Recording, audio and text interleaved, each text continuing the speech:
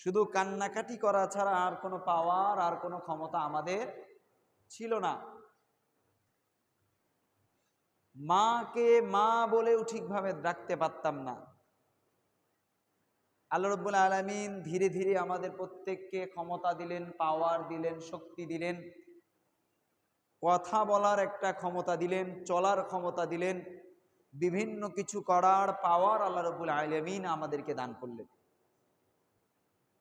সমস্ত কিছুর পিছনে একটা বিশেষ শর্ত আল্লাহ রাব্বুল আলামিন আরোপ করে দিলেন। আল্লাহ রাব্বুল আলামিন আমাদেরকে প্রথম যখন সৃষ্টি করবেন এইরকম একটা চিন্তা ফিকির আল্লাহ রাব্বুল আলামিন যখন ফেরেশতাদের সামনে উত্থাপন করলেন, তখন আল্লাহ রাব্বুল আলামিনের প্রথম অভিব্যক্তি ছিল ইন্নী জাইলুন ফিল আরদি খলিফা, আমি দুনিয়াতে আমার একদল প্রতিনিধি তৈরি করতে চাই।